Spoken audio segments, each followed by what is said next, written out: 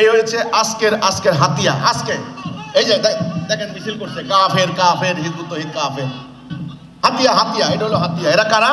এরা সব চরমোনাইয়ের মুরিদ, কিছু জামাত শিবিরের কর্মীও আছে। আমি স্থানীয়ভাবে কথা বলেছি, এরা কারা দেখেন, এদের টুপি, চেহারা, পাগড়ি স্টাইল দেখলে পুরো চরমোনাই, সব চরমোনাই। ঘটনা কি? হাতিয়াতে আমার বিরুদ্ধে মিছিলটা হচ্ছে কেন? আজকে আমাদের ওখানে একটা ইফতার মাহফিল ছিল। কার বাড়িতে ইফতার মাহফিল? হাতিয়ার ওই এলাকার সবচাইতে প্রভাবশালী যে মানুষটা, হাজী মোহাম্মদ বেলাল, উনি হজ করে এসেছেন। ওনার নাম হাজী বেলাল, উনি আমাদের ওই এলাকার প্রতিনিধি। উনি আমাকে বলেছেন এই মোল্লাদের পিছনে আমি কোটি কোটি টাকা খরচ করেছি। আমার বক্তব্য শোনার পর, সত্য জানার পর তিনি আমাদের আন্দোলনে যোগদান করেছেন। তখন আমি বলেছি ঠিক আছে, আপনি আপনার মহল্লা আপনি দায়িত্ব পালন করেন, আপনি এই সত্যের কথা পৌঁছাইয়া দেন। আমার কথা হচ্ছে বাংলাদেশ একটি স্বাধীন সার্বভৌম রাষ্ট্র, মানবাধিকার, সাংবিধানিক অধিকার, বাক স্বাধীনতা প্রত্যেকটা মানুষের আছে, আছে কিনা? হাতিয়ার জাহাজমারা, জায়গাটার নাম জাহাজমারা, হাজী বেলাল হিজবুত তৌহিদ আন্দোলনে যোগ দিয়েছেন, তিনি ওখানে দায়িত্ব পালন করছেন। উনি একজন আলহাজ। দেখেন ওনার বাড়িতে কারো বাপের বাড়িতে না, ওনার বাড়িতে ওনার আত্মীয় স্বজন, আশেপাশে ওনার বংশ অনেক বড় বংশ, সবাইকে দাওয়াত দিয়েছেন। আমি খবর নিলাম প্রায় বললো 300-400 লোক হবে আমার আত্মীয় স্বজন। উনি সকাল থেকে রান্না বান্না করছেন, ইফতার খাওয়াবেন। ইফতার উপলক্ষে কিছু আলোচনা হবে, ইফতার মাহফিল। আমরা ঢাকা শহরে প্রধানমন্ত্রী ইফতার অনুষ্ঠানে যায়, জামাত নেতা যায়, চরমোনাই নেতা যায়, খেলাফত যায়, হেফাজত যায়, কাওমি যায়, পীর সাহেবরা যায়। আমরা কোথাও আপত্তি করেছি?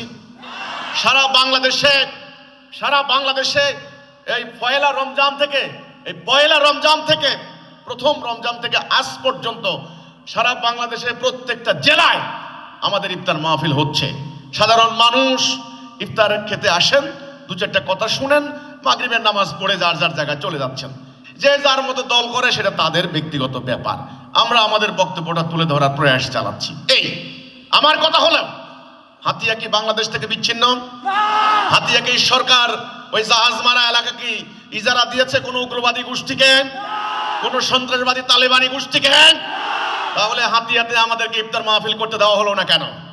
সেখানে এই যে মিছিল করা হলো, উগ্রবাদী মিছিল, হিজবুত তৌহিদ কাফের, এই মুসলমান জাতির উপরে আল্লাহর গজব পড়বে না কেন?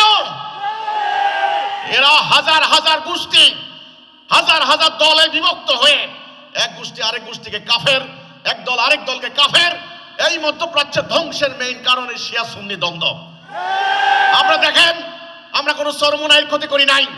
সেখানে আমি তদন্ত করতে বলবো, চরমোনাইয়ের মুরিদরা আমাদের এই পর্যন্ত বহু জায়গায় তারা আমাদেরকে বাধা দিয়েছে। তারা বাংলাদেশটাকে ইজারা পায় নাই, এটা আমাদের কাছে প্রমাণ আছে। জামাত শিবিরের কর্মীরাও সেখানে আছেন। বাংলাদেশ একটি স্বাধীন সার্বভৌম রাষ্ট্র, তোমাদের অধিকার আছে। তোমরা যে এই যে কয়দিন আগে নির্বাচন করেছো, মানুষের ঘরে ঘরে ভোটের জন্য গিয়েছো, আমরা কি বাধা দিয়েছি? একটা ইফতার মাহফিলের মতো পবিত্র অনুষ্ঠান তোমরা বাধা দিচ্ছ, তোমরা উগ্র। এই উগ্রদের পক্ষে আল্লাহ থাকে না, এরা অন্যদের বাক স্বাধীনতা, মানবাধিকার স্বীকার করে না। আমরা সেখানে কথা বলতাম, আমরা আলোচনা করতাম, আমাদের সেখানে প্রতিনিধি আছেন, তিনি কথা বলবেন। হাজী বেলাল ওনার বাড়িতে যদি ওনাকে কথা বলতে দেওয়া না হয়, তাহলে স্বৈরাচার বিরোধী আন্দোলন করেছো, তোমরা বড় স্বৈরাচার। ওটা হলো রাজনীতির নামে স্বৈরাচার, আর তোমরা হলো ধর্মের নামে স্বৈরাচার। এই স্বৈরাচারকে আল্লাহ পছন্দ করেন না। আমি প্রশ্ন রাখতে চাই, তোমরা মিছিল করলা কি বুঝে মিছিল করলা? হিজবুত তৌহিদের বক্তব্য শুনেছো? তোমাদের যদি হিম্মত থাকে, তোমাদের উচিত হলো আগে শোনা। পবিত্র কোরআন আমার সামনে আছে, তোমরা তো কোরআন পড়ো না। আমি জানি তোমরা কোরআন পড়ো না, তোমাদেরকে কোরআন পড়তে দেয় না। কোরআনে আল্লাহ বলেছেন, শোনো, সূরা জুমারের 18 নম্বর আয়াত, মনোযোগ দিয়ে কথা শোনো, এর মধ্যে যেটা উত্তম সেটা গ্রহণ করো। তোমাকে শুনতে বলা হয়েছে, তোমাকে মিছিল করতে বলা হয়নি। কোরআনে বলেছে দেখো পড়ো, কোরআন বলেছে দেখো, তোমাকে চোখে কষ্টে লাগাতে বলা হয়নি। কোরআন বলেছে যে সম্পর্কে তোমার কোনো জ্ঞান নাই তুমি এর অনুসরণ করিও না।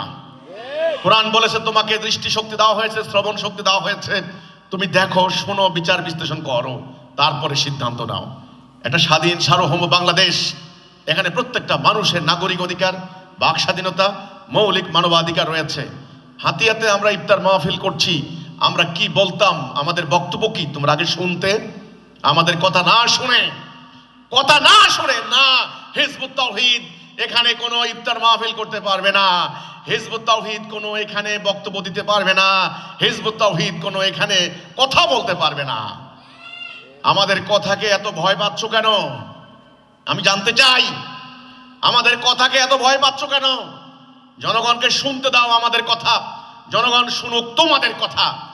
জনগণ বিচার করবে কোনটা গ্রহণ করবে, কোনটা বর্জন করবে, এটা জনগণের স্বাধীনতা রয়েছে।